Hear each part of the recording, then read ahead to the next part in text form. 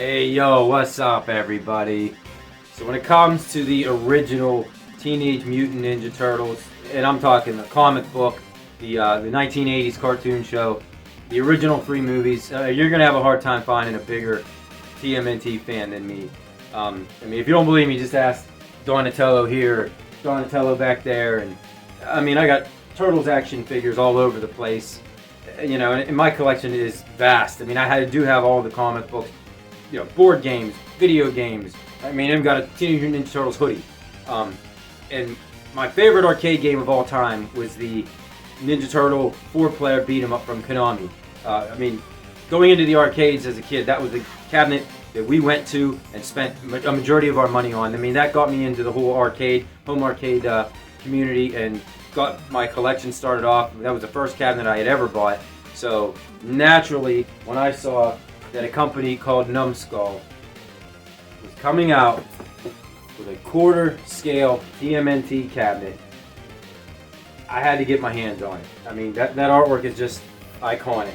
So we're gonna do a little unboxing and review of this thing here, and check out what this thing's all about, because I've been waiting for this thing for quite some time, and there are other unboxing and reviews out there, and I'm not trying to steal anybody's thunder on that, but I will be forward up front. I mean, I paid for this with my own money, so you know damn well that my opinion is going to be very unbiased, and I'm just going to give it straightforward, and not suggesting that the other ones aren't, but if you pay for it with your own money, I feel like maybe a little bit more critical. So we're going to open this thing up and actually take a look at it and see what it's all about, because I was really excited for this, and I've waited a while for it to finally get my hands on it. And we're going to see how this thing looks and how close it actually looks to the original. Alright, we are going to open this thing up for the first time. And this box itself just looks really cool. I mean, it's got the cabinet side art on it.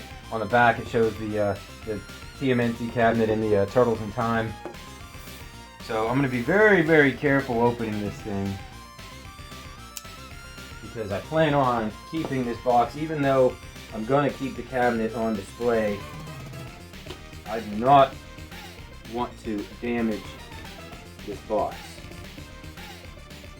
in the event that I ever have to pack it up, or other than, I mean, just keeping it in general, because like I said, it's pretty cool looking. So first thing I noticed is, whenever I was holding this thing, is it's heavy. This is a pretty heavy game, and it is packaged very well.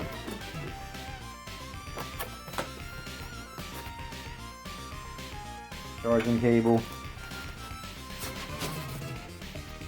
Oh boy. Let me pull off the top layer of foam, and there she is.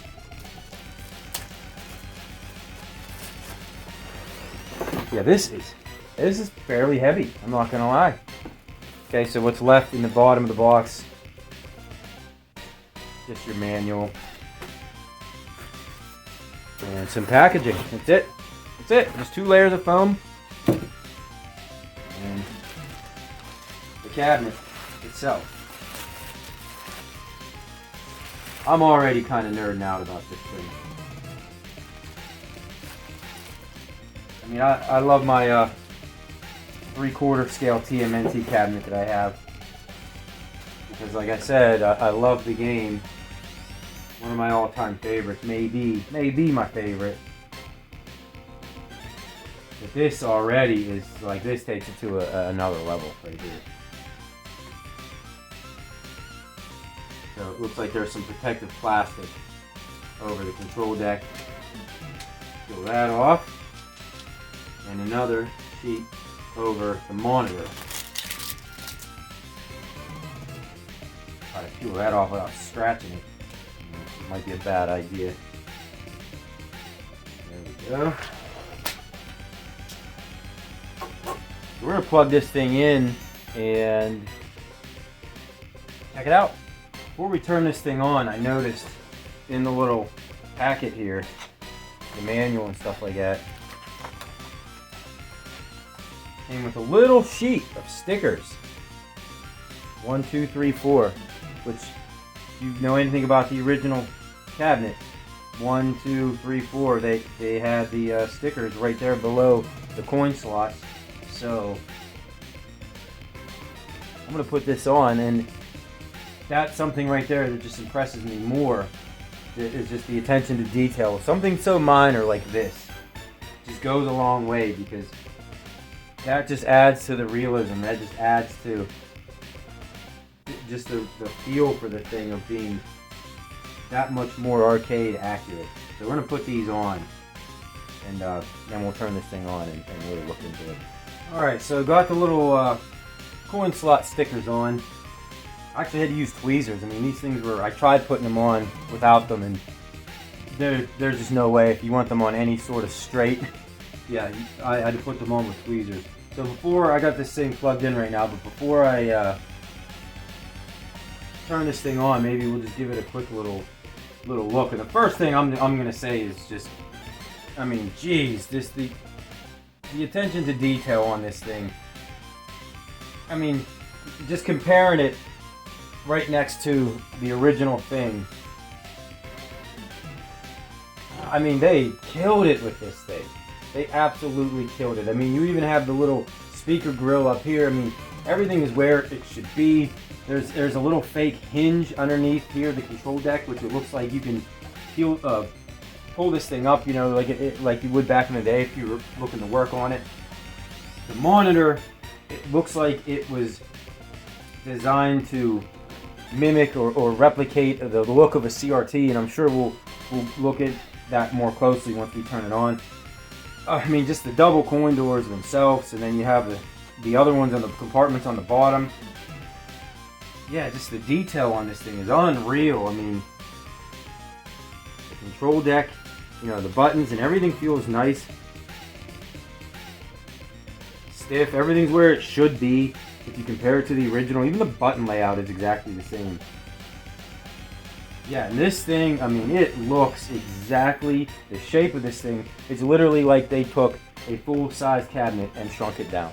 Which, obviously, quarter scale, that's probably what their intentions were.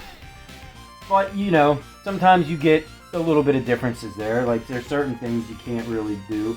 And, I mean, a couple of the things that maybe I don't really necessarily like, and I understand this totally, but the Nickelodeon logo on the marquee, I wish, I mean, and I understand that. I wish it was the Konami logo, but it's, you know, they can't have that. It's Nickelodeon now. That was one of the few things that I really have noticed on this that I really don't like. I mean, I would prefer, honestly, them to don't even put Nickelodeon on there. If you're not going to put Konami, if you can't put Konami, don't put Nickelodeon. Just keep it off of there completely. And the only other thing is maybe, I mean, this was $300, so that's pretty steep for something like this. I mean, it is nice, you know, don't get me wrong. The build and the quality of this thing is legitimate. But $300 for something this small, I mean, that probably is going to scare a lot of people away. So those are probably the two big things that, you know, maybe the downsides of this is just you don't really have that Konami logo on it anywhere, although it does say on the side, on the very bottom, Konami Digital Entertainment, Konami Amusement, so they must still be involved somehow. But the old school Konami logo is nowhere to be found on this thing, which again, I understand why they can't do it. And yeah, other than that, and you know, maybe $300 was, I think I got it maybe $339 shipped, after taxes and everything out the door. I mean, that's kind of a lot to pay for something this small, but holding this thing and seeing it and the detail that it has on it, I don't feel like I got ripped off or anything like that. You know, there's a couple other ones. This is my first ever quarter arcades numskull product, and I would buy another one. I know there's one that's coming out this year, the Real Ghostbusters, and that's just like Ninja Turtles. I'm a huge Real Ghostbusters fan, so I will also be spending another $300 on another one. So I got the charger, this thing plugged into the charger, so we're gonna turn it on for the first time here and see what it's all about, and we'll do a little gameplay demo. Yo, marquee lights up nice and bright. And And you have the Nickelodeon again, which, whatever, again, I understand that, I get it. The coin door actually has writing on them, on the buttons themselves. I mean, 25 cents, push to start. I mean, that's fantastic detail right there. Yeah, it looks like you're playing on a CRT. And here we go. The original song.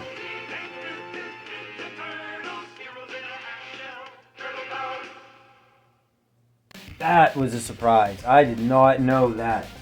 On the arcade 1-up, apparently they couldn't get the rights to the original theme song.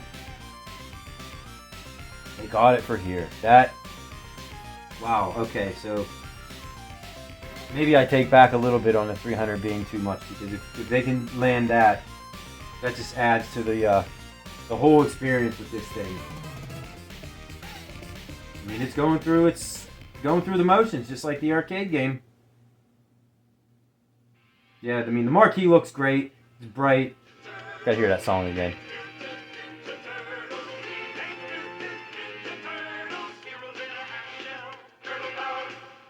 Awesome. I love it. Yeah, the screen looks like it's a CRT monitor. I mean, obviously it's clearly not, but however they do it, and the New Wave Ghosts and Goblins, you know, they do the same thing. But whatever it is that they do, I mean, it looks really, really sweet.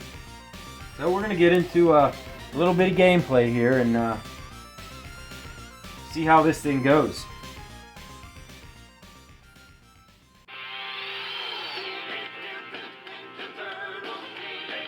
Alright, so we're going to try this thing out. A little bit of gameplay. So, I will say, the thing sounds awesome. I mean, you have the speaker right there blasting right in your face. So, there you go. To coin up, you got to hit the actual coin button. That's how you bring your turtle in. So, each time you click it, you get an extra life. Here we go. I never get tired of that original theme song. I didn't realize how much I missed it on some of these other Ninja Turtle games. Here we go. Picked Leonardo. Usually I would pick Donatello, but try to keep my hands out of the center of the screen. I mean, this thing plays great. Yeah, it definitely looks like you're playing on a CRT. It's a lot easier to play than that 6 scale, I'll tell you that. Which, of course. Yeah, I mean, this thing plays really, really well. The game is emulated perfectly. The controls are very responsive.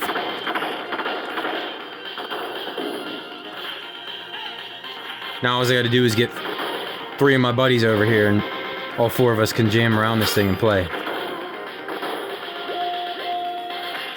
Because these beat 'em ups are just so much better when you have multiple people. Uh-oh, I'm gonna die.